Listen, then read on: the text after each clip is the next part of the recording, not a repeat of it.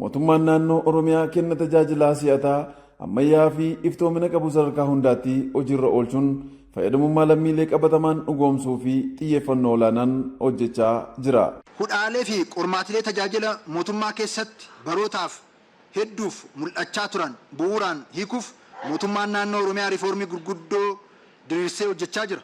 Keessattuu tajaajila mootummaa manneen hojii fi caasaalee bulchiinsaa adda addaa keessatti faca'anii tajaajila argachuuf manneen hojii fi caasaalee bulchiinsa gidduu deddeebi'u murtii tajaajila iddoo tokkoo dibaabee tokko jalatti gurmeessuun teknooloojiidhaan deeggaruun bu'aa bahii hambisuun uummata keenya haara galfachiisuuf hojiin eegalamee jira. Naannoo Oromiyaas akka waliigalaatitti xiyyeeffannaa addaa kennee dhimma irratti hojjetamaa jiru keessaa tokko waa'ee kenna tajaajilaati.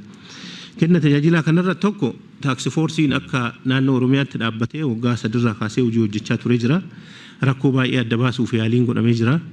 Istaandardi hojiillee kaa'amee jira. Guyyaan abbaa dhimma xiqqaate torbaanii guyyaa 3 geggeessaan waajjira argameeti nama dhageeffachuu qaba, simachuu qaba, murtii murteessuu qaba kan jedhu kallattiin taa'ee hojiitti galamee jira. Tajaajiloota keenya iddoo tokkotti fiduufis yaaliin godhamee jira. Keessattuu wiirtuu kenniinsa tajaajila iddoo tokkotti tajaajiloota wal fakkaatan walitti fiduuf yaalamee jira. Godinaalee fi magaalota Oromiyaa garaagaraa keessatti hawaasni karaa hawwattummaa qabuun tajaajila akka argatuufis hojiin haala mijataa uumuu hojjetameera. Wiirtuu tajaajila iddoo tokkoon tajaajilli kennamee fedhii lammiilee giddu galeessa kan godhate taasisuu mootummaa fi lammiilee gidduutti walitti dhufeenya gaarii uumuu alseerummaa fi alnaamusummaa hojimaataa booddeetti hafaa hambisuu sirna iftoomina kenna tajaajilaa dijitaalessuu saffisiisuu fi itti gaafatamummaa mirkaneessuu qooda guddaa qaba. Tajaajilamtoonnis wiirtuu kenna tajaajila iddoo tokkoo mootummaan fayyadamummaa lammiilee mirkaneessuuf hojiirra oolcherraa fayyadamoo ta'aniiru.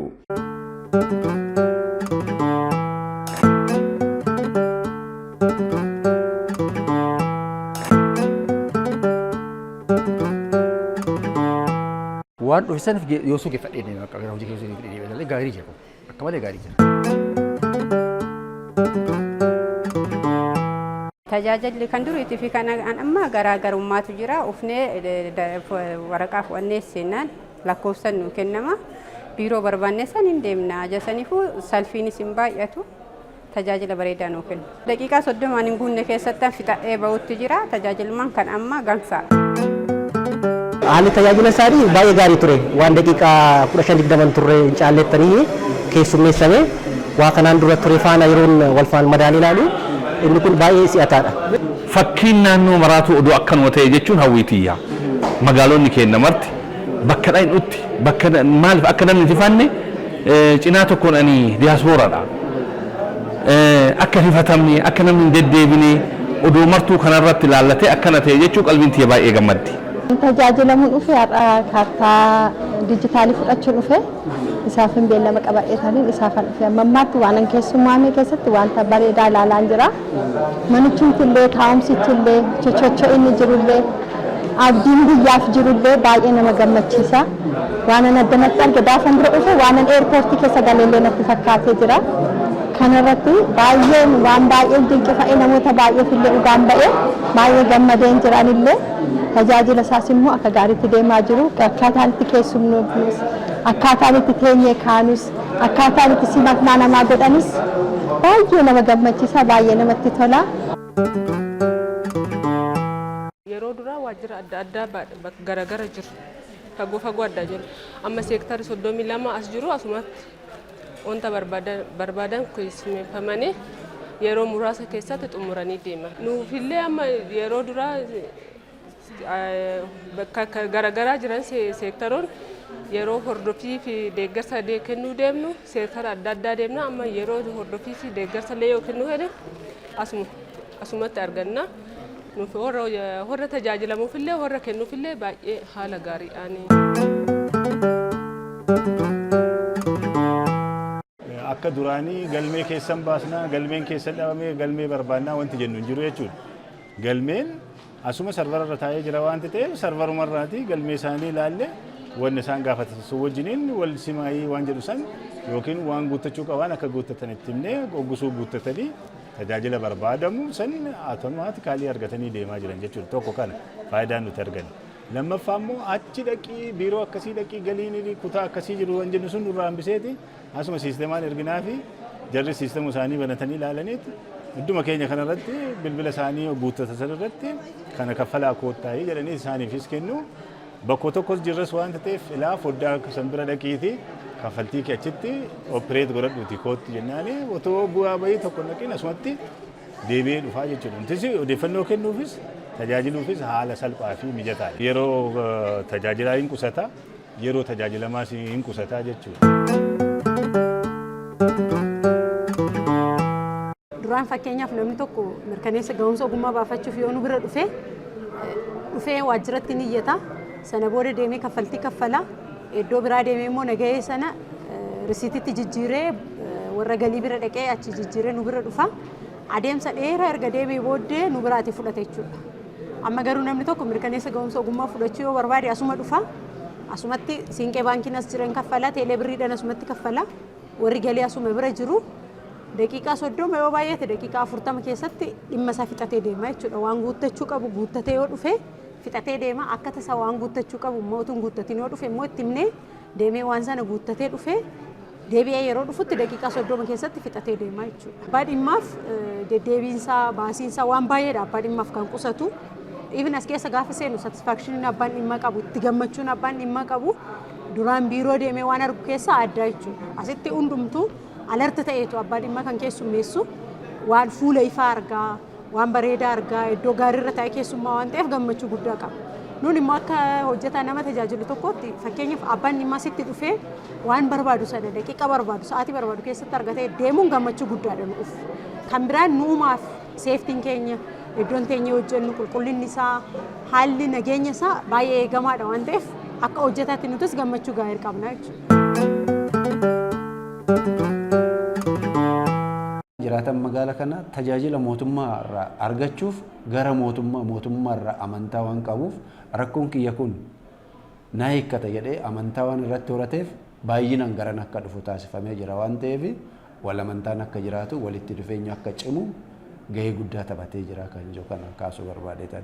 Inni bira alseerummaa hambisuu keessattis baay'ee bulchiisa magaalaa Adaamaatii fi keessattiyyuu mootummaa as jiruu fi ummata kanaan dura gargar qoodaa kan ture inni alseerummaadha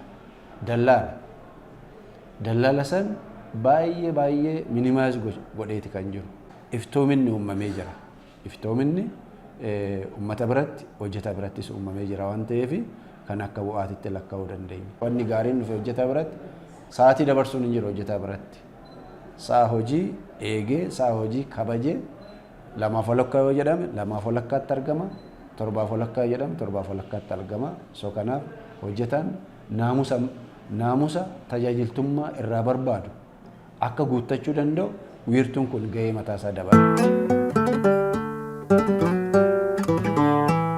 Wiirtuun kun waliigalatti magaalaa Adaamaatiif uummata magaalichaatiif mootummaadhaaf bu'aa maal buusee kan jedhu kun waliigalatti yoon kaasu inni tokkoffaan deddeebii uummataa gaafa laallu tiriinduma kanaan duraa fi amma gaafa laallutti deddeebiin uummataa fooyyee ta'uu isaati jechuudha. Waliigalatti fooyyee ta'uu isaa kan akka bu'aa tokkotti kan ilaalle ta'uu isaati.